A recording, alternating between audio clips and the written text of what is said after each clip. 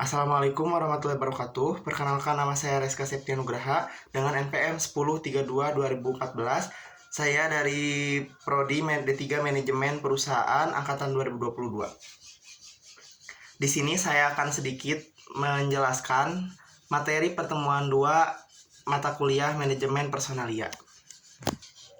Untuk yang pertama ada definisi manajemen sumber daya manusia menurut Edwin B. Menurut Edwin B, manajemen sumber daya manusia merupakan perencanaan, perorganisasian, pengarahan, dan pengawasan daripada pengadaan, pengembangan, dan pemberian balas jasa. Pemisahan sumber daya manusia ke suatu titik-titik di mana tujuan-tujuan perorangan untuk organisasi dan masyarakat terpenuhi. Untuk yang kedua, ada definisi manajemen sumber daya manusia menurut WNF. Menurut WNF, sumber daya manusia adalah penarikan, seleksi, penerimaan, pengembangan, dan pemanfaatan sumber daya manusia dalam rangka pencapaian tujuan baik individu maupun organisasi. Untuk selanjutnya, definisi manajemen sumber daya manusia menurut Bambang Wahyudi.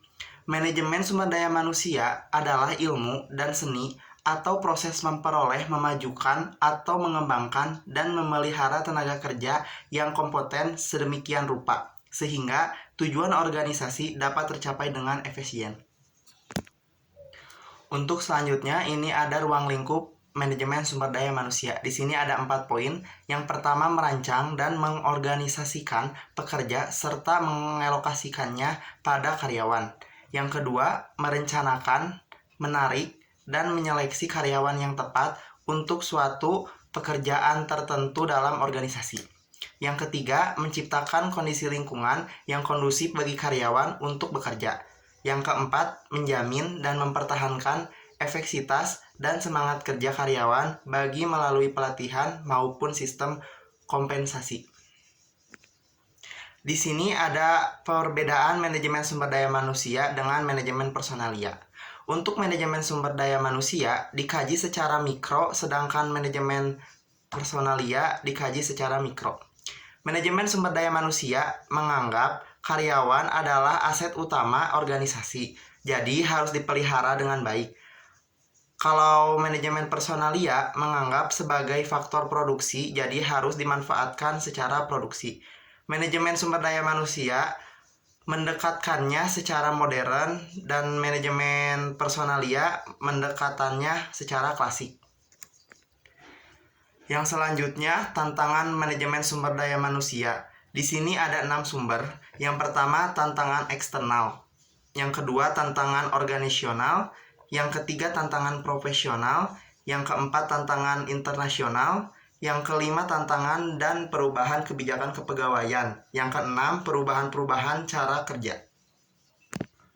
Untuk selanjutnya ada tantangan eksternal. Tantangan eksternal terdapat 4 tantangan. Yang pertama, keadaan dan perubahan tenaga kerja. Yang kedua, keadaan dan perubahan teknologi. Yang ketiga, keadaan dan perubahan ekonomi dan persaingan. Yang keempat, keadaan dan perubahan pemerintahan.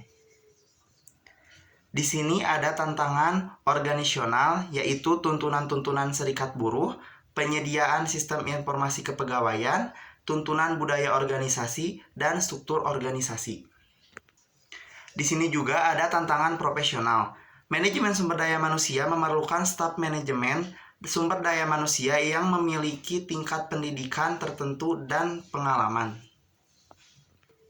Yang selanjutnya ada tantangan internasional. Dunia bisnis sedang menuju globalisasi yang semakin terbuka antar negara, sehingga perusahaan harus memfokuskan pada bagian pemasaran dan pelaksanaan produksinya. Untuk yang selanjutnya ada tantangan dan perubahan kebijakan kepegawaian. Untuk mengatasi masalah tersebut dilakukan 3 cara, yaitu meningkatkan fleksibilitas kerja, 2 mengembangkan tenaga kerja dan tergementasi, yang ketiga meningkatkan penggunaan subkontak dan agen tenaga kerja eksternal. Yang terakhir ada perubahan-perubahan cara kerja. Perubahan-perubahan dalam kerja seperti diterapkan yang pertama ada flexible working hours. Yang kedua ada job sharing. Yang ketiga ada career break. Yang keempat ada sabbaticals. Yang kelima ada homeworking. Yang keenam ada annual hours. Yang ketujuh ada part-time. Mungkin cukup sekian yang dapat saya bahas dari materi pertemuan 2. Mohon maaf bila ada kesalahan. Wassalamualaikum warahmatullahi wabarakatuh.